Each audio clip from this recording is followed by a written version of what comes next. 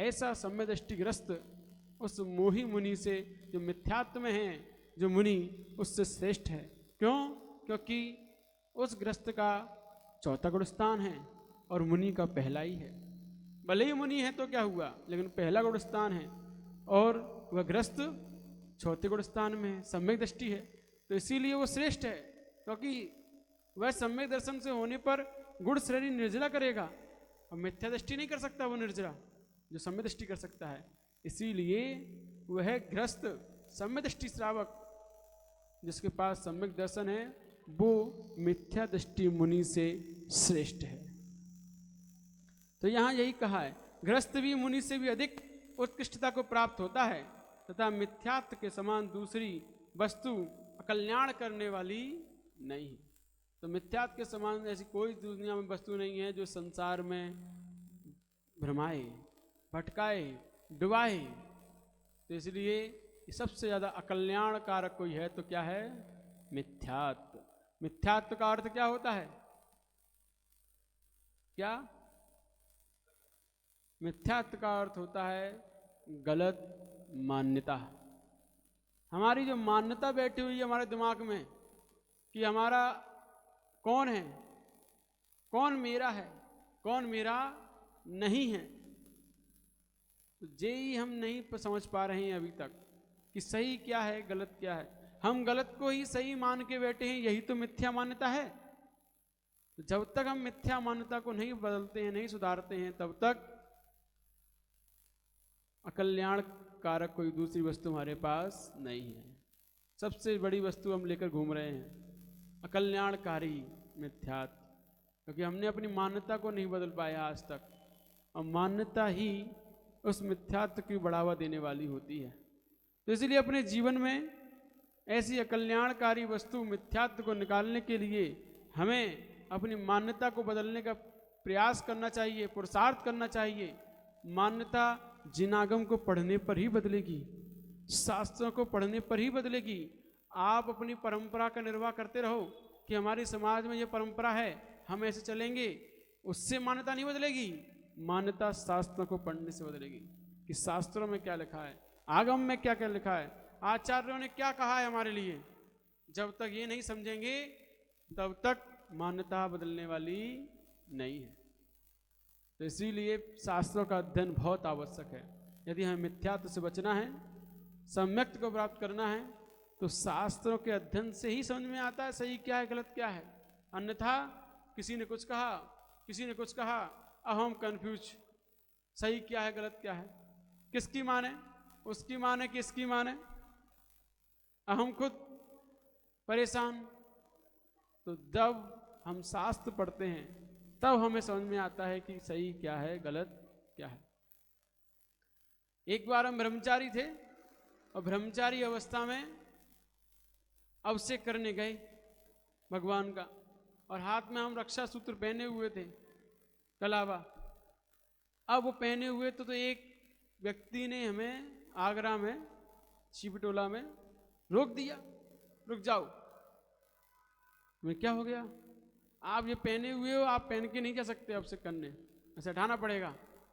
हमने कि इसे हमारे गुरु ने बांधा है, नहीं हटाएंगे। तो नहीं, इसको पहन के यहाँ अभिषेक नहीं होता है। मैंने कहाँ लिखा है, किसने बताया तुम्हें कि इसको पहन के अभिषेक नहीं होता है? कौन से शास्त्र में लिखा है? कहाँ से पढ़ के आए हो? जब हमने उससे कहा तो वहाँ के जो लोग थे, अरे वो बोले भैया जी आप तो कर लीजिए अभिषेक, आपसे क्या कहें, क्योंकि जो मूर्ख हो उसे मूर्ख बनाए, आपको कैसे कह सकते हैं। तो हमने अभिषेक किया, फिर हमने कहा शास्त्रों का अध्ययन करो। जितने भी विधान होते हैं, जितने भी पंचकल्याणक होते हैं, सबसे पहले रक्षा सूत्र ही पहनाया जाता है, उसके बाद क्रियाएं प्रारंभ होती हैं। और यहाँ हम धार्मिक क्रिया कर रहे हैं और तुम कह रहे हो ये नहीं पहन सकते हो, किसने कह दिया है तुमसे? तो वहाँ वो व्यक्ति को शांत हुआ, फिर उसके बाद दोबारा हम कई बार गए अभिषेक करने, फिर नहीं बोला। तो इसीलिए हमें शास्त्रों का अध्ययन होगा तो हम कहीं नहीं घबराएंगे, कहीं विचलित नहीं होंगे, कहीं नहीं भटकेंगे। और शास्त्र का अध्ययन नहीं है, तो उसके कहने पर कुछ मान लेंगे, उसके कहने पर कुछ मान लेंगे, फिर हम पूछेंगे कि सही क्या है गलत क्या है। तो वो हमसे यही बोला कि कुछ साधु ऐसे कहते नहीं पहनना चाहिए, आप कह रहे हो पहनना चाहिए, हम किसकी माने? तो किसी की मत मानो, चुपचाप शास्त्र पढ़ो, शास्त्र में जो लिखा मिल जाए वो करना, हमने किसी की मत मानो, हमारी भी मत मानो। तो इसीलिए शास्त्रों का अध्ययन करने पर ही मान्यता बदलती है और किसी से मान्यता नहीं बदल सकती। मान्यता बदलने के लिए जिनवाणी ही परम प्रमाण है। अब इस प्रमाण को पढ़कर भी यदि हम मान्यता नहीं बदल पा रहे हैं अपनी, तो उससे बड़ा कोई भी मिथ्यात्व नहीं हो सकता। इसको पढ़ लिया, इसको समझ लिया, उसको समझने के बावजूद भी कह रहे कि हम सही हैं, इसमें लिखा है वो ठीक नहीं है, ऐसा जो कहता है उसी क्षण से आचार्य नेमिचंद सिद्धांत चक्रवर्ती गौमठ सार जीव कांड में गाथा नंबर 26 में कह रहे हैं कि जो जब तक गुरु की बात को प्रमाण मानकर रहता है, जब तक उसे शास्त्र में पढ़ने को नहीं मिला है और गुरु की बात को प्रमाण मानकर जीवन में स्वीकार किए रहता है, वो जीव सम्यदृष्टि है। और लेकिन जिस दिन शास्त्र में पढ़ने को मिल गया है कि ऐसा है सही, और फिर भी वो गुरु की बात को ही मुख्यता दे रहा है, शास्त्र की बात को मुख्यता नहीं देता है, उसी पल से, उसी क्षण से वह मिथ्या दृष्टि हो जाता है। पढ़िए गौमठ सार जीव कांड गाथा नंबर 26 पढ़िए, पता चलेगा। इसीलिए शास्त्र मुख्य हैं, क्योंकि गुरु वर्तमान में छदमस्त हैं और छदमस्त ज्ञान से कोई स्खलित भी हो सकता है, राग द्वेष से बस होकर कोई उपदेश में भी स्खलित हो सकता है। तो इसीलिए प्रमाण जिनवाणी है, शास्त्र प्रमाण है। गुरु उस वक्त तब तक प्रमाण है जब तक जिनवाणी में नहीं मिला, जब तक जिनवाणी में नहीं पढ़ लिया तब तक गुरु प्रमाण है, और जिस दिन जिनवाणी में पढ़ लिया है उस दिन से शास्त्र प्रमाण हो जाता है, गुरु नहीं। क्योंकि गुरु से ऊपर जिनेंद्र भगवान की वाणी है, ये वाणी जिनवाणी है और ये जिनवाणी जिनेंद्र की है, इसीलिए गुरु की वाणी से बढ़कर जिनेंद्र वाणी है। तो जिस दिन हमने ये पढ़ लिया है उसी दिन से ये प्रमाण है, वो नहीं। और वो लोग जो अड़े रहते हैं, ऐसे लोग उसी क्षण से मिथ्यादृष्टि हो जाते हैं। इसीलिए सदैव शास्त्रों का अध्ययन हम करेंगे तभी उस मान्यता को बदल पाएंगे जिस मान्यता में हम आज तक जी रहे हैं। कि सही क्या है गलत क्या है, पहचान अध्ययन से ही होगी और किसी से नहीं। तो हमें नियम से स्वाध्याय करना चाहिए। यदि अपनी मान्यता को सुधारना है तो, अपने आप को सुधारना है तो, क्योंकि स्वाध्याय करने वाला जीव ही सही निर्णय कर सकता है, सही निर्णय दे सकता है। जो स्वाध्याय करता होगा वो, मुझे कुछ पता ही नहीं है, स्वाध्याय किया ही नहीं है, वो क्या निर्णय देगा? वो तो दूसरों के निर्णय पर चलेगा, दूसरों ने जो निर्णय किया है उसके अनुसार वो जीवन जिएगा। जैसे जो बच्चे खुद के जीवन का निर्णय नहीं कर पाते, उनके जीवन का निर्णय उनके माता पिता को करना पड़ता है कि अब तुम खुद नहीं सोच पाए कि तुम्हारे लिए सही क्या है गलत किया है, तो चलो अब शादी करो चुपचाप। क्योंकि तुम खुद अपना निर्णय नहीं कर पाए, तब तुम्हारा निर्णय हमें करना पड़ेगा, तुम्हें शादी करानी पड़ेगी। जो अपना निर्णय खुद कर लेते हैं, अपना मार्ग खुद चुन लेते हैं, उनका निर्णय माता पिता नहीं करते, वो अपना निर्णय खुद किया करते हैं। तो इसीलिए हमें खुद निर्णय करना है हमारे लिए सही क्या है और गलत क्या है, वो स्वाध्याय से ही होता है। इसीलिए कहा है अपने जीवन में मान्यता को बदलिए। संसार में सम्यक दर्शन से बढ़कर जीवों का मित्र नहीं है और मिथ्यास से बढ़कर शत्रु नहीं है, क्योंकि सम्यक दर्शन के होने पर अनंत संसार शांत हो जाता है। जब तक सम्यक दर्शन नहीं हुआ है तब तक यह अनंत संसार बना ही रहता है। पंच परावर्तन चलते ही रहते हैं। पंच परावर्तन बहुत लंबी यात्रा है, पंच परावर्तन की बहुत लंबी। जब पंच परावर्तन की यात्रा को सुनते हैं ना तो घबरा जाता है दिल। ऐसा हो जाता है कि कितना लंबा समय निकालना पड़ता है एक परावर्तन करने के लिए। क्या हमने किया होगा? अरे कई बार कर चुके हैं एक परावर्तन। ऐसे 5 परावर्तन, द्रव्य, क्षेत्र, काल, भाव, भव, ऐसे 5 परावर्तन को निरंतर ये मिथ्या दृष्टि जीव करता रहता है। और इन परावर्तन से बचना है तो एक ही उपाय है, सम्यक्त। जैसे ही सम्यक दर्शन होता है उस जीव का अधिक से अधिक इस संसार में रहने का काल मात्र अर्ध पुद्गल परावर्तन बचता है। अभी 5 परावर्तन थे, अब 5 में से 4.5 खत्म। कितने बचे? आधा पुद्गल परावर्तन, सिर्फ इतना सा बचता है। ये भी अनंत काल है, लेकिन इतने काल में उसका जाना निश्चित है कि अधिक से अधिक अर्ध पुद्गल परावर्तन के अंदर वह जीव नियम से मोक्ष जाएगा ही जाएगा, उसे कोई नहीं रोक सकता। लेकिन हमें उस अर्ध पुद्गल परावर्तन काल का इंतजार नहीं करना है, हमें पुरुषार्थ करना है। क्या पता वो काल कल ही आ जाए। इसीलिए पुरुषार्थ करते रहोगे तो योग्य द्रव्य क्षेत्र काल भाव मिल जाएंगे। और पुरुषार्थ नहीं किया तो द्रव्य क्षेत्र काल भाव की प्राप्ति आपके पास होगी, लेकिन आप अपने परिणाम उस वक्त और नहीं रख पाओगे। इसीलिए पुरुषार्थ करते रहो। जैसा पुरुषार्थ होगा वैसा ही भविष्य बनेगा।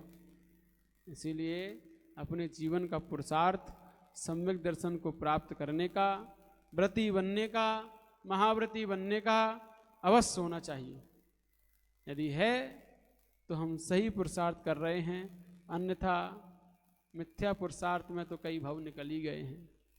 इसीलिए अपने जीवन में सम्यक पुरुषार्थ की आवश्यकता है। तो संसार में बढ़कर, संसार में सम्यक दर्शन से बढ़कर कोई मित्र नहीं है जिसके मिलने पर ये संसार, अनंत संसार शांत हो जाता है। जिसे सम्यक दर्शन हो जाता है वह बता रहे इसमें अर्ध पुद्गल परिवर्तन से अधिक संसार में नहीं रहता है। सम्यक दर्शन के अस्तित्व काल में नारकी जीव के भी जो आत्मीय आनंद होता है वह मिथ्या दृष्टि अहम इंद्र को भी दुर्लभ है।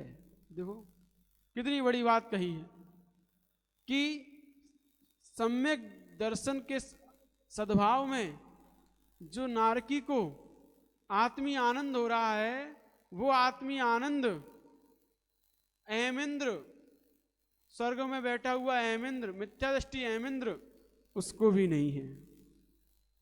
जो आत्मीय आनंद मिथ्या दृष्टि सम्यक और सम्यक दृष्टि नारकी को है, वो आत्मीय आनंद मिथ्या दृष्टि अहम इंद्र को भी प्राप्त नहीं होता है। और वो आत्मीय आनंद सिर्फ और सिर्फ सम्यक दर्शन से ही प्राप्त होता है। तो इसलिए सम्यक दर्शन के होने पर व्रत रहित ग्रस्त भी मिथ्या दृष्टि मुनि की अपेक्षा श्रेष्ठ बतलाया है।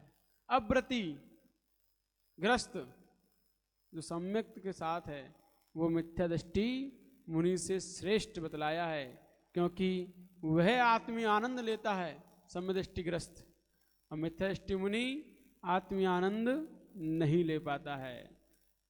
इसीलिए वो श्रेष्ठ है जिसके पास सम्यक दर्शन है। सम्यक दर्शन की महिमा अति निराली है। जिन शासन की महिमा अति निराली है, जिसकी सम्यक दर्शन जैसी ताली है। ये सम्यक दर्शन बहुत निराला है। आचार्य श्री कविता है इसके ऊपर, जिन शासन की महिमा बड़ी निराली है, जिसकी सम्यक दर्शन जैसी ताली है। तलवारों की धार पे चलना होता है, इंद्रिय मन को बस में करना होता है।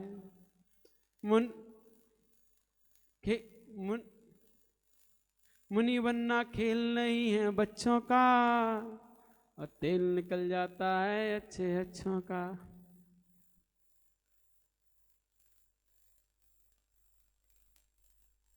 और भी 2-3 लाइनें हैं, वो याद नहीं आ रही हैं।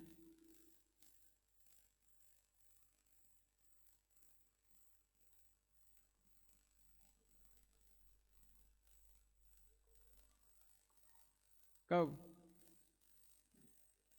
अच्छा,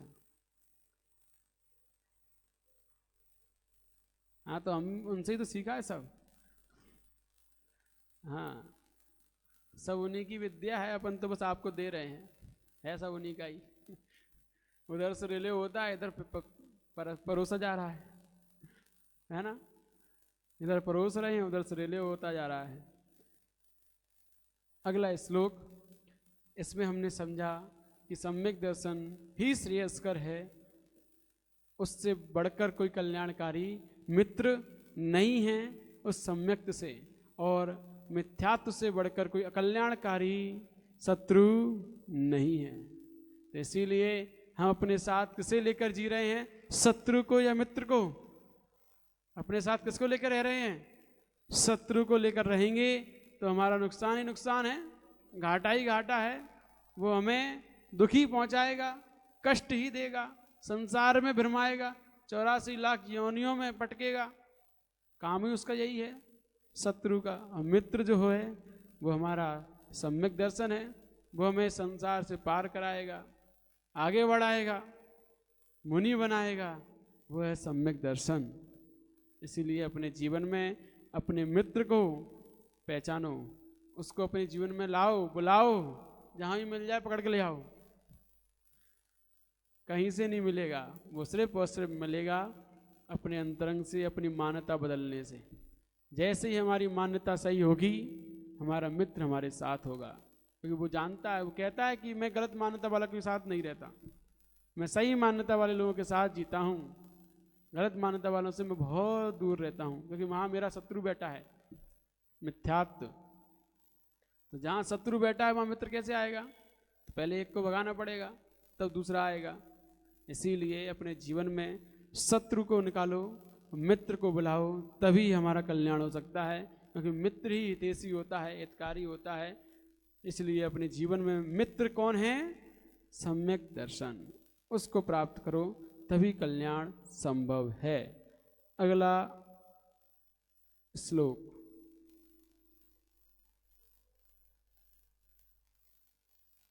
पच्चीस दोषों में से एक भी दोष है तो मिथ्यात्व में आएगा, बिल्कुल आएगा,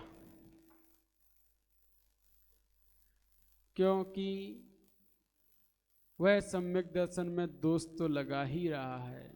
यदि एक भी दोष है 25 दोषों में से, तो सम्यक में दोष लग ही रहा है, और जहाँ दोष लगता है वहाँ मिथ्यात्व का आश्रय होता ही होता है, इसलिए वो आएगा। सम्यक दर्शन शुद्धा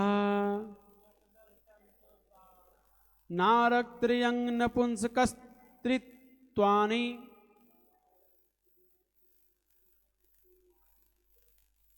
सम्यक दर्शन शुद्धा नारक त्रियंग नपुंसकस्त्रित्वानि दुष्कल विकृताल्पायुर दुष्कुल विकृताल्पायुर दरिद्रतां च व्रजन्ति नाप्यव्रतकः।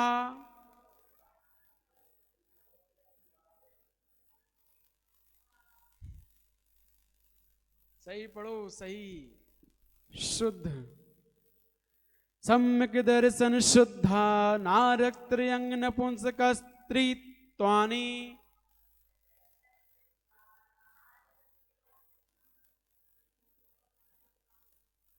दुष्कल विकृताल्पायुर दरिद्रतां च विजन्ति नाप्यव्रतकः।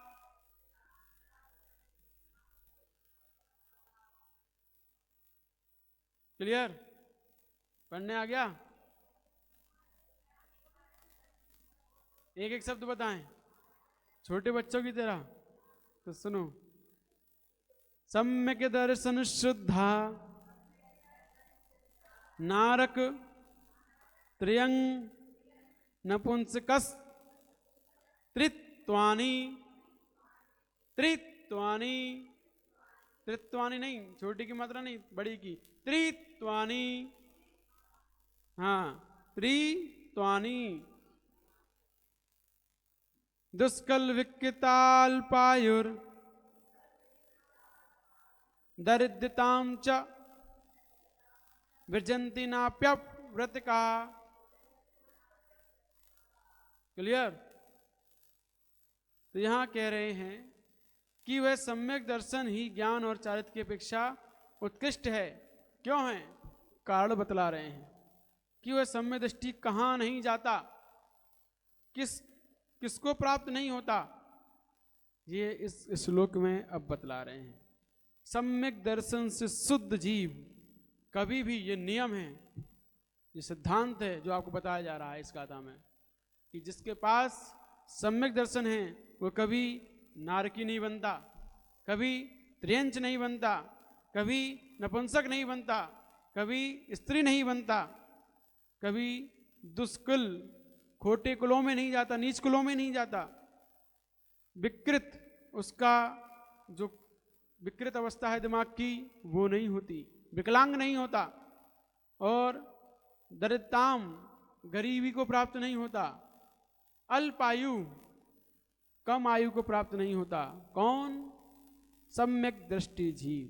तो नियम बता दिए कि सम्यक दृष्टि जीव कहाँ कहाँ नहीं जाता, किस किस अवस्था को प्राप्त नहीं होता है। ये सिद्धांत हैं।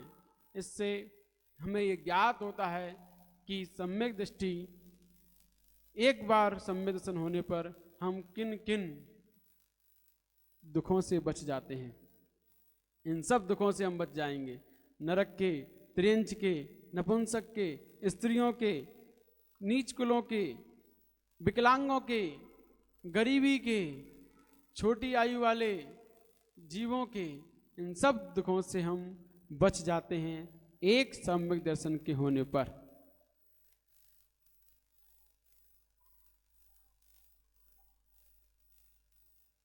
किसमें?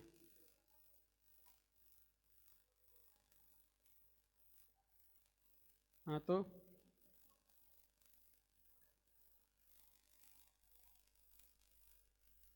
यदि लगातार मिले तो, लगातार वो मनुष्य ही बनता रहे तब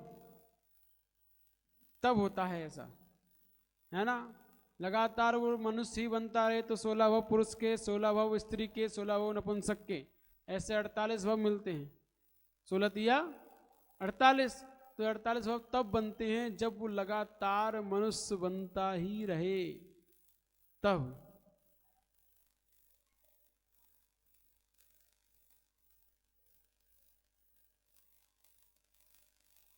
सम्यक दर्शन है और व्रती है तो उसकी स्त्री पर्याय आगे मिलेगी कि नहीं, ऐसा प्रश्न है। हाँ बिल्कुल, यदि सम्यक दर्शन है और व्रती भी है तो नियम से स्त्री पर्याय का छेद कर देगा। हाँ, वो सब खत्म है ना, स्त्री के, नपुंसक के, सब खत्म। यदि सम्यक दर्शन बना रहा तो, बना रहा तो, अगर छूट गया तो नहीं, भावना से तो हर कोई अच्छी बात है, लेकिन भावना से नहीं होता काम। काम सम्यक दर्शन से होगा। सम्यक दर्शन यदि बना रहा तो नियम से स्त्री, नपुंसक, त्रियंच, नारकी, नीच कुल, अल्पायु वाले छोटे जीव, विकलांग जीव, गरीबों के यहाँ हमारा जन्म नहीं होगा। इन सब से हम बच जाएंगे। समाधि सही होना चाहिए।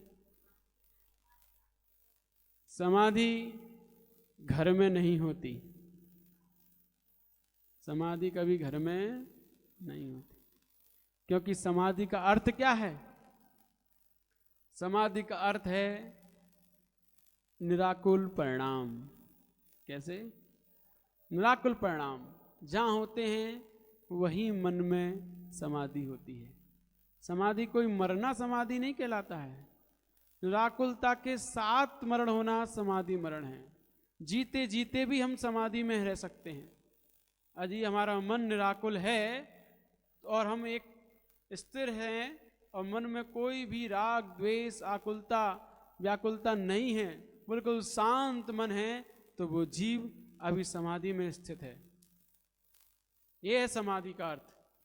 मन की निराकुलता, राग द्वेष से रहितता, ये समाधि कहलाती है। मरना समाधि नहीं कहलाती। और इन परिणामों के साथ जो मरण होता है उसे समाधि मरण कहते हैं, है ना। तो जो जहां समता पूर्वक मरण होता है, राग द्वेष से रहित, उसे समाधि कहते हैं। और जो लोग घर में मरना चाहते हैं वो कभी 3 काल में समाधि नहीं करते हैं। कारण राग द्वेष बैठा है तभी तो घर नहीं छूटा है, वरना घर छूट ही जाता। यदि राग द्वेष नहीं होता तो घर में क्यों पड़े, क्यों रहे? व्रती बन गए, सब कुछ बन गए, लेकिन राग द्वेष बैठा हुआ है तभी तो घर नहीं छूट रहा है। तो घर छूट जाएगा तब हमारे अंदर समझना कि राग द्वेष कम हुआ है ना। तो राग द्वेष जहाँ कम होता है वहीं पर ये संभावना है कि वो समता में मरण कर पाएगा। और जहाँ राग द्वेष बैठा हुआ है और फिर कह रहे कि हमारे समाधि से मरण हो जाए, भगवान ही मालिक है, कैसे होगा। तो इसीलिए अपने जीवन में राग द्वेष के परिणाम को छोड़कर निराकुलता को जो प्राप्त होते हैं, समता को जो प्राप्त होते हैं, फिर मरण करते हैं, वो मरण समाधि मरण कहा जाता है। अन्यथा कुमरण हो जाता है। घर में जो मरते हैं वो समाधि से मरते कि नहीं मरते वो भगवान ही जाने, उनकी हम नहीं कह सकते। हाँ, उनको भगवान ही जाने। क्योंकि जब घर नहीं छूटा तो क्या बैठा था मन में? मोह बैठा था, तभी तो घर नहीं छूट रहा था। ममता के परिणाम, ममत्व के परिणाम, आसक्ति बनी हुई है, तो घर नहीं छूट रहा है। तो जब ये परिणाम है तो वहां समता कहाँ है? वहां तो ममता है। तो जहां ममता है वहां समता तो बहुत दूर रहती है। तो इसीलिए अपने जीवन में मोह के परिणाम दूर करने चाहिए। उत्तमा स्वात्म चिंता स्यात् मोह चिंता च मध्यमा अधमा काम चिंता स्यात् पर चिंता धमाधमा। कि उत्तम है स्वयं की चिंता करना, स्वयं का चिंतन करना उत्तम। मोह चिंता च मध्यमा, मोह माने शरीर, इस शरीर का चिंतन करना मध्यम है। क्योंकि घर छूट गया, सब कुछ छूट गया, मुनि बन गए, लेकिन शरीर में पीड़ा हो रही है, दिक्कत हो रही है, तो उसका चिंतन चल रहा है, दूर हो जाए, ठीक हो जाए तो अच्छा है, दर्द कम हो जाए। तो ये शरीर की पीड़ा को दूर करने का चिंतन भले ही 8 ध्यान है, लेकिन ये मध्यम कहा है। उसके बाद अधमा काम चिंता साथ, और अधम चिंता, अधम चिंतन, नीच चिंतन, काम चिंतन करना, इंद्रिय विषयों का, भोगों का, उनको पाने की लालसा करना, यह अधम चिंतन है, खोटा चिंतन, नीच चिंतन है। और पर चिंता धमा धमा, और अधम से भी अधम चिंतन है दूसरों की चिंता करना, दूसरों के लिए समय बर्बाद करना। तो सोचिए हम कौन से चिंतन में जी रहे हैं? अधम से अधम में कि अधम में, मध्यम में, उत्तम में? हैं? अधम से अधम में हम अधिक जीते हैं। इसीलिए हम उस सम्यक्त को प्राप्त नहीं कर पाते हैं, क्योंकि सम्यक दृष्टि उत्तम चिंतन करने वाला होता है, आत्मचिंतन में समय अधिक बिताता है। पर की चिंता में समय वो सोचता है कि नियोग है, संयोग है, तब तक रहना पड़ रहा है, जिस दिन संयोग खत्म होगा तुरंत छोड़कर भाग जाऊंगा, बस सोचता है। तैयारी करता है भागने की वो निरंतर, क्योंकि उसे आत्मचिंतन प्यारा है। पर चिंतन वह सोचता है कहाँ फंसे हुए हैं, कब छूटेंगे इनसे, कब वो दिन आएगा। सुबल सागर जी भजन सुनाते ना, संत साधु बन के बिछरूं वह घड़ी कब आएगी, आएगा वैराग्य मुझको इस दुखी संसार से। सुनाते हैं, हाँ हमने भी सुना उनके मुंह से। तो इसीलिए ये चिंतन निरंतर करता है कौन? सम्यक दृष्टि कि संत साधु बन के विचरूं, वह घड़ी कब आएगी, कब आएगी वह घड़ी जिस दिन मैं ये सब छोड़ के भाग जाऊंगा। भागने की तैयारी करता है वो है सम्यक दृष्टि। और जो घर में फंसने की तैयारी करते हैं, एक और नाती हो जाए, एक और पोता हो जाए और मूड देख लें उसका, तो घर में फंसने की तैयारी करते हैं वो, उनकी विकट स्थितियां हैं। इसीलिए हमें सोचना है कि हम कहाँ जाएंगे। व्रती भी बन गए, मुनि भी बन गए, ये सम्यक दर्शन नहीं हुआ, कोई लाभ नहीं है। स्त्री लिंग छेद नहीं हो सकता।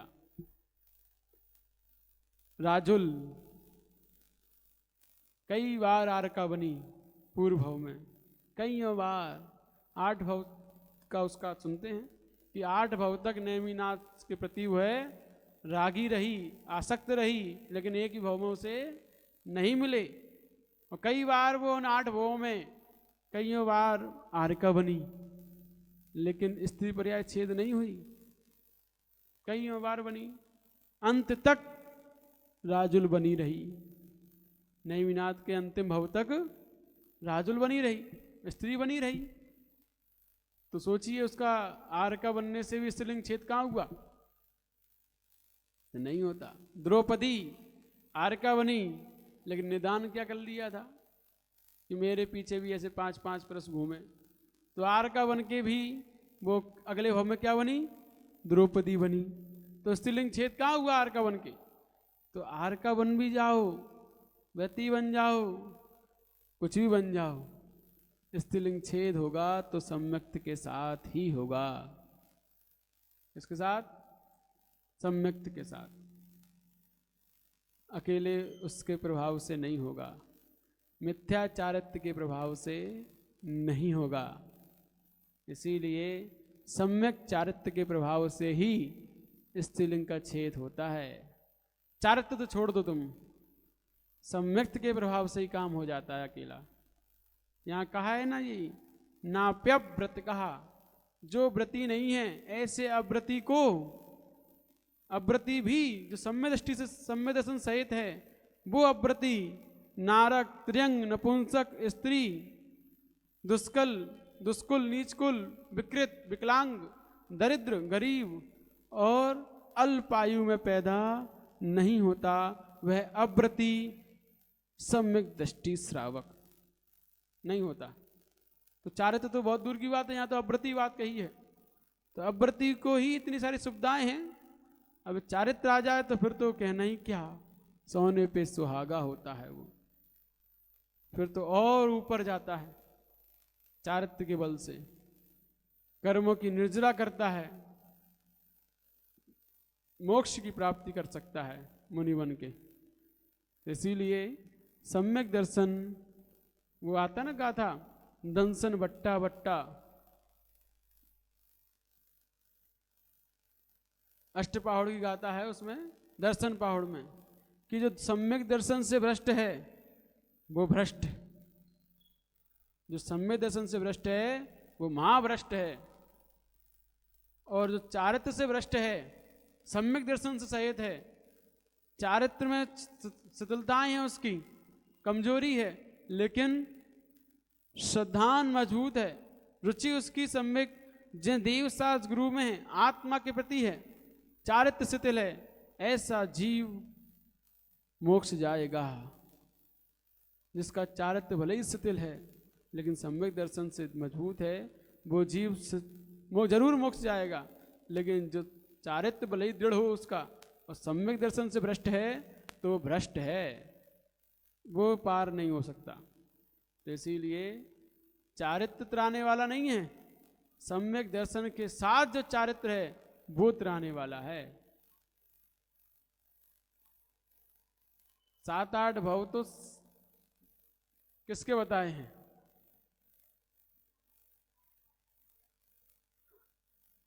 सात आठ भव समाधि मरण के बताए हैं। समाधि मरण के बाद 7-8 मरण में उसको नियम से मोक्ष हो जाता है, 7-8 भव में। इसीलिए जिसने एक बार समता पूर्वक समाधि सिमरण किया है वह व्यक्ति 7-8 भव, अधिक से अधिक 7-8 भव संसार में रहता है। उसके बाद नियम से मोक्ष, कम से कम 2-3 भव और अधिक से अधिक 7-8 भव में मोक्ष जाता है। कौन? जिसने समता पूर्वक समाधि मरण सम्यक्त के साथ किया है, ऐसा जीव। ठीक, तो ये ऐसा सम्यक दर्शन जिसके एक बार प्राप्त होने पर इतने सारे दुख बाधाएं दूर हो जाती हैं, वो उसको प्राप्त करने के लिए ही हमारा ये मनुष्य जीवन पुरुषार्थरत होना चाहिए। अन्यथा ये मनुष्य जीवन यूं ही बेकार निकल जाएगा और फिर वही नारक, त्रियंग, नपुंसक, स्त्री, दुष्कुल, विकलांग, गरीब और अल्प आयु वाले जीवों में पैदा होना पड़ेगा। इसीलिए अपने जीवन में ये सम्यक दर्शन प्राप्त करने के लिए निरंतर प्रयास करते रहें। और उसका कारण हमने बता दिया, मान्यता बदल दो। मान्यता का अर्थ रुचि, अपनी रुचि, अपना इंटरेस्ट सही जगह लगाने लगो तो मान्यता बदल जाएगी। हमारी रुचि अभी परिवार, मकान, व्यापार में है, उस रुचि को पलट दो, देव, शास्त्र, गुरु में वो रुचि लगा दो। जैसे सेठ धनंजय, पुत्र मर गया लेकिन भगवान की पूजा नहीं छोड़ी, पड़ा रहे। तो ऐसे जीवों ही सम्यक दृष्टि कहे जाते हैं, ऐसे जीवी। और जिन्हें जरा सी खबर मिली भगवान की पूजा तो जे गई और अपन चलते हैं अपने काम से पहले। घर में जरा सी शादी क्या आई, प्रोग्राम क्या है, सबसे पहले छुट्टी होती है तो मंदिर की, स्वाध्याय की, ये सब तो होता रहेगा। भगवान कहाँ जा रहे हैं? तो वहीं बैठे रहेंगे वेदी में, वे तो वहीं वेदी में बैठे रहेंगे। ये प्रोग्राम निकल गया तो दोबारा कहाँ मिलेगा? इसीलिए हमारे जीवन में इंटरेस्ट, रुचि कहाँ है, और जहाँ रुचि है वहीं हमारी मान्यता टिकी हुई है कि वही सही है हमारे लिए, तभी तो हम वहाँ जा रहे हैं। पहले जो हमारे लिए सही है, मुख्य है, वहाँ हम पहले जाने का प्रयास करते हैं। जो हमारे लिए गलत है वहाँ हम बाद में जाते हैं, है ना। सोचिए हमारे लिए सही क्या है, मुख्य क्या है। हमारी मान्यता, हमारी रुचि हम पर निर्भर करती है। जैसी हमारी रुचि वैसा ही हमारा सिद्धांत होता है। इसीलिए सम्यक दर्शन कहीं और नहीं, अपने अंदर ही हो सकता है, होता ही है। इसीलिए अपने विचारों में बस फेर बदल करना है और कुछ नहीं करना। फेर बदल, बस यहाँ से वहाँ लगाना है और कुछ नहीं है। इतना सा करना है बस, इतने में ही सम्यक दर्शन मिल जाता है। यहाँ से वहाँ लगाने में बस इतना सा ही तो है।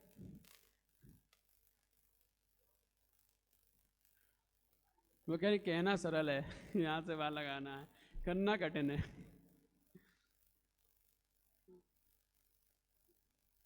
करो, कोशिश करने वालों की हार नहीं होती, है ना। और आगे हमें याद नहीं है, तो इसीलिए कोशिश करो, पुरुषार्थ करो, परिणाम भी सुधरेंगे। समय भी आएगा, अपना टाइम आएगा, अपना समय आएगा, लेकिन पुरुषार्थ करते रहो। तो यहाँ कहा जा रहा है, इस समाज के अनुसार जिनका सम्यक दर्शन शुद्ध, निर्मल, निरातिचार है, ऐसे जीव वृद्धायुष्कों को छोड़कर नारकी, त्र्यंच, नपुंसक स्थिति को प्राप्त नहीं होती। वृद्धायुष्क माने जिन्होंने आयुबंध नहीं किया है, अभी आयुबंध नहीं किया है, ऐसे जीव नारकी, त्र्यंच, स्त्री को, नपुंसक को प्राप्त नहीं होते हैं। और जिन्होंने आयुबंध पहले कर लिया है, फिर सम्यक दर्शन हुआ है, वो तो जाएंगे ही जाएंगे। क्योंकि एक बार टिकट कट गई है, रिजर्वेशन हो चुका है एक बार, तो वो अब कैंसिल नहीं होगा। जहाँ का रिजर्वेशन हो गया है वहाँ जाना ही पड़ेगा, निश्चित है। फिर आप कितना भी सम्यक दर्शन कर लो, कितना भी छायक सम्यक दर्शन ही क्यों ना कर लो, लेकिन टिकट कटने के बाद कैंसिल नहीं होती और ना ही बदलती है, कम हो जाएगी बस। जैसे राजा श्रेणिक ने सातवें नरक का आयु बंद कर लिया। और सातवें नरक का आयु बंद करने के बाद उसने क्षमा याचना की मुनराज के चरणों में, यशोधर मुनराज के चरणों में रोया, गिड़गिड़ाया, खूब पश्चाताप किया, सम्यक दर्शन को प्राप्त किया। उसके बाद उसने महावीर भगवान का समोचन आया, रोज जाता था भक्ति करने विंध्याचल पर्वत पर राजगिरी में रोज, और वहां जाकर उनकी पूजा करता, वंदना करता, और 60,000 प्रश्न पूछे उसने। सबसे ज्यादा प्रश्न पूछने में नाम किसी का आता है तो राजा श्रेणिक, बहुश्रुत प्रवचन भक्ति, जिसके कारण से उसे तीर्थंकर प्रकृति का बंध हुआ। बहुश्रुत प्रवचन भक्ति, जिसका उस भगवान के वचनों को सुनने में, उस जिनागम को जानने में बहुत अधिक रुचि थी। तो बार बार वो प्रश्न करता था, और क्या हुआ था, और कैसे हुआ था, उस भाव में क्या हुआ था, उनके साथ क्या हुआ था, इनके साथ क्या हुआ था। तो जिसकी जिनागम को सुनने में अधिक रुचि है, प्राचीन महापुरुषों के पुराणों को सुनने में उसकी रुचि अधिक रही, तो उसके तीर्थंकर प्रकृति का आश्रय हो गया। लेकिन टिकट पहले कट चुकी थी, आयु बंद पहले 7 में रखा हो गया था, लेकिन टिकट नहीं बदली, कोच बदल गया। कोच पहले जनरल डिब्बा था, अब फर्स्ट एसी हो गया, लेकिन टिकट नहीं बदली, ट्रेन नहीं बदली, जाना वहीं पड़ेगा, नरक ही जाना पड़ेगा। डिब्बा भले बदल सकता है ना? क्या कम हो गया ना, बता तो दिया, जनरल से फर्स्ट एसी में आ गया, चेंज हो गया। कहाँ जनरल की यातनाएं सहन करनी पड़ती हैं, जगह नहीं मिलती पैर रखने की, धक्का मुक्की बदबू सब कुछ सहन करना पड़ता है जनरल के डिब्बे में। ऐसे ही 7 नरक में महाभयंकर दुख सहन करने पड़ते। अब कहाँ प्रथम नरक में पहुंच गया वो, तो जहाँ पर दुख तो हैं, यातनाएं तो हैं नरकों की, तो यात्रा में जो दुख होते हैं मुझे दुख तो मिलेंगे लेकिन कम मिल गएंगे। और सम्यक दर्शन है तो वह जीव उन सम्यक दर्शन के प्रभाव से उन दुखों को भोगते हुए भी उसमें आसक्त नहीं होता है, वहाँ पर आत्मचिंतन करता रहता है, सोचता रहता है कब ये आयु खत्म होगी, कब इनसे छुटकारा मिलेगा, कब हम यहाँ से जाएंगे, कब भगवान की भक्ति करेंगे। तो अपने पूर्व भवों में जो दोष किए उनका पश्चाताप वो करता रहता है कि हमने ऐसे कौन से कर्म किए जिनके कारण से आज हमें सब भोगना पड़ रहा है, उन सब कर्मों की वो निंदा करता रहता है। तब जाकर वह सम्यक उसके बना रहता है चौविसम समदृष्टि के। तो इसीलिए अपने जीवन में वो सम्यक प्राप्त करें। यहाँ बता रहे थे कि बद्धायुष्क, बद्धायुष्क माने जिसने आयु बंद कर लिया है वो क्या कहलाता है? बद्धायुष्क।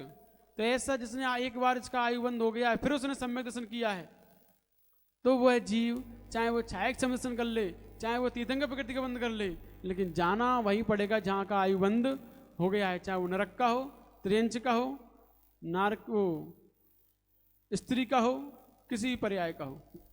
यदि स्त्री का आयु बंद हो गया है तो वो सम्यसन होगा ही नहीं उसे। हाँ, यदि स्त्री पर्याय का आयु बंद हो गया है तो सम्यसन होगा ही नहीं।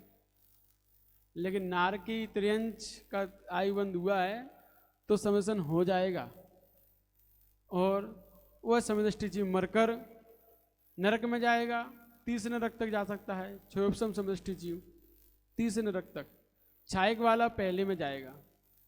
कहाँ जाएगा? पहले में। और क्षोभसम वाला तीसरे तक। और जिसने सम्यसन कर लिया है उसको त्रियंच आयु का बंद हुआ बाद में, नहीं पहले त्रियंच आयु को बंद कर लिया फिर बाद में सम्यसन किया, ऐसा जीव त्रियंच बनेगा तो कहाँ पर? भोग भूमि। कहाँ बनेगा? भोग भूमि का त्रियंच बनेगा वो, कर्म भूमि का त्रियंच नहीं बनेगा। ये नियम है, सिद्धांत है कि इस प्रकार जो त्रियंच आयु का बंद पहले कर लेते हैं, बाद में सम्यसन करते हैं और सम्यक्त के साथ मरण करते हैं, ऐसे जीव भोग भूमि में त्रियंच बनते हैं। वहाँ पर कोई दुख नहीं होता, शांति के साथ मीठी मीठी घास खाते हुए पूरी जिंदगी निकाल देते हैं। तो ऐसे वहाँ पर भोग भूमि जाते हैं और यहाँ कर्म भूमि को प्राप्त नहीं होते। तो ये सम्यक्त की योग्यता के साथ वो बद्धायुष्क को छोड़कर नारक, त्रियंच, नपुंसक स्थिति को प्राप्त नहीं होते। इतना ही नहीं, नीच कुल, विकलांग, अल्पायु, दरिद्रता को भी प्राप्त नहीं होते। व्रत रहित समदृष्टि जीवों की भी जब इतनी महिमा है, तब व्रत सहित जीवों की महिमा को तो कहना ही क्या।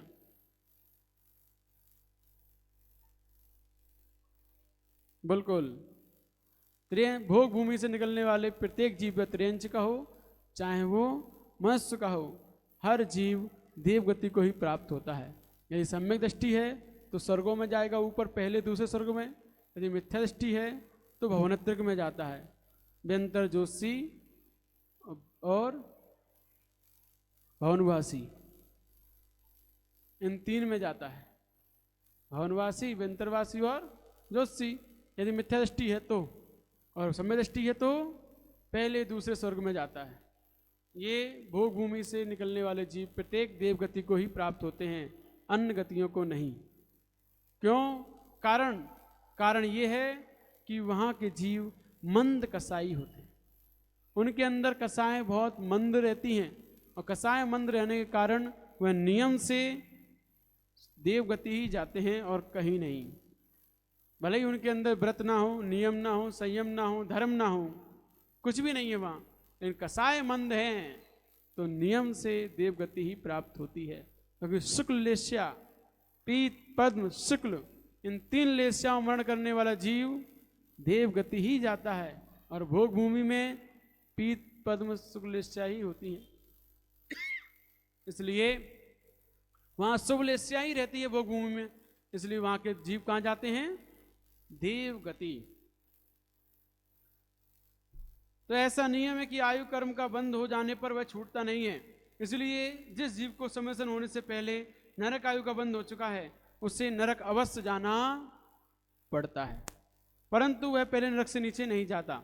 नरक में नपुंसक वेद के अतिरिक्त दूसरा वेद नहीं होता है, इसलिए प्रथम नरक तक उत्पन्न होने वाले समदृष्टि जीव नपुंसक वेद में ही उत्पन्न होना पड़ेगा। जिस जीव को सम्यदर्शन होने के पूर्व त्रियंच अथवा मनुष्य आयु का बंध हो चुका है, उससे त्रियंच और मनुष्य अवश्य ही उत्पन्न होना पड़ेगा, परंतु वह नियम से भोग भूमि का त्रियंच और मनुष्य बनता है। जो अभी हमने बताया वही निकल रहा है, कर्म भूमि का नहीं, और भोग भूमि के बाद नियम से देव होता है। इसी प्रकार जिस जीव के समयसन होने से पहले देव आयु का बंध हो गया है, वो देवों में उत्पन्न होता है, परंतु वैमानिक देवों में ही उत्पन्न होगा, भवनित्रकों में नहीं। समदृष्टि जीव स्त्री पर्याय में उत्पन्न नहीं होता। यदि उसे समयसन के पूर्व स्त्री वेदन का बंध पड़ गया है तो वह पुरुष वेद में परिवर्तित हो जाता है। लो, तो क्या कहा? यदि सम्य दर्शन से पूर्व स्त्री वेद का बंध हो गया है तो वेद तो परिवर्तित हो जाता है, आयु परिवर्तित नहीं होती। वेद परिवर्तित सम्य दर्शन होते ही वेद परिवर्तित हो जाएगा, उसमें कोई दिक्कत नहीं है, इसीलिए सम्य दर्शन करना चाहिए। और मनुष्य और त्रियंच के समयसन के काल में यदि आयु बंध होता है तो नियम से वैमानिक देवों की का ही आयु बंध होगा। मनुष्य और त्रियंच के सम्यक दर्शन काल में यदि सम्यक दर्शन कर हो चुका है उन्हें, तब आयु बंध होता है। उसके बाद तो नियम से वैमानिक देवों का ही आयु बंध होता है। मनुष्य और त्रियंचों को नारकी तथा देवों के सम्यक दर्शन काल में यदि आयु बंध होता है तो नियम से कर्म भूमि मनुष्य ही बनते हैं और कुछ नहीं बनेंगे। देव और नारकी यदि समदृष्टि हैं और आयु बंध करते हैं तो नियम से कर्म भूमि के मनुष्य ही बनेंगे और कुछ नहीं। गुणस्थानों के अनुसार नरक आयु का बंध पहले गुणस्थान तक, त्रियंच आयु का दूसरे गुणस्थान तक, मनुष्य आयु का चौथे गुणस्थान तक, देव आयु का सातवें गुणस्थान तक बंध होता है। तीसरे गुणस्थान में किसी का आयु बंध नहीं होता, क्योंकि वहाँ मरण नहीं होता, इसीलिए वहाँ आयु बंध भी नहीं होता। चौथे गुणस्थान तक मनुष्य आयु का बंध बताया है, वह देव और नारकियों की अपेक्षा से होता है, क्योंकि त्रियंच और मनुष्य आयु का बंध दूसरे गुणस्थान तक ही होता है। सम्यदृष्टि जीव नीच कुल, विकलांगता, अंतर्मूर्त आदि की क्षुद्र आयु में और दरिद्रता को प्राप्त नहीं होता। यह अव्रत समदृष्टि की महिमा है, जिसके पास व्रत नहीं है उसकी महिमा है जी। और व्रत सहित समदृष्टि की जीव नियम से रिद्धिधारी वैमानिक देव होता है। कैसा? रिद्धिधारी, छोटा मोटा देव नहीं, रिद्धियों से संपन्न, अड़मा, महिमा, लगमा आदि रिद्धियों से संपन्न युक्त वैमानिक देव होता है। आगम का ऐसा नियम है कि जिस जीव के देव आयु को छोड़कर अन्य आयु का बंध हो गया है, उसे उस पर्याय में अणुव्रत प्राप्त होते हैं, ना अणुव्रत प्राप्त होते हैं ना महाव्रत। यदि किसी को देव आयु को छोड़कर अन्य आयु का बंध हो गया है तो वो ना व्रती बन सकता है ना महाव्रती, कुछ नहीं बन सकता, वो अव्रती बनकर मरण करेगा। तथा अणुव्रत और महाव्रत काल में यदि आयु बंद होता है तो नियम से देव आयु का ही बंद होगा, और यदि अणुव्रती है महाव्रती है फिर आयु बंद करता है तो नियम से देव आयु का ही बंद करेगा। व्रती की एक गति देव गति, परंतु समय दर्शन के लिए ऐसा नियम नहीं है, क्योंकि उसकी प्राप्ति चारों आयु का बंद होने पर हो सकती है। तो समय दर्शन की प्राप्ति कहीं भी हो सकती है, कोई सा भी आयु का बंद आपने कर लिया हो पहले, फिर समय दर्शन होता है तो कहीं भी हो सकता है। तो इसीलिए सम्यक दर्शन के नियम बताए कि वो कहाँ जाता है कहाँ नहीं जाता, किसको प्राप्त होता है किसको नहीं होता। ये सारे नियम सिद्धांत यदि हमें याद हैं तो हम भटकते नहीं हैं किसी की बातों में आकर, क्योंकि हमें पता है कि कौन सा जीव कहाँ जाता है, किस प्रकार के कार्य करने पर किस प्रकार की गति प्राप्त होती है। हम इस लोक भय और परलोक भय से रहित हो जाते हैं जब हमें सिद्धांत पता होता है तब। इसीलिए सम्यक दृष्टि को सप्त भय नहीं होते, ना ये लोक ना परलोक, क्योंकि उसे पता है नियम सिद्धांत संस्कार, उसे पता है कि मेरे संस्कार कैसे हैं, मेरे संस्कार मुझे कहाँ ले जाएंगे। ठीक, आज की गाथा समाप्त, समय भी समाप्त अपना। अब तत्वार्थ सूत्र।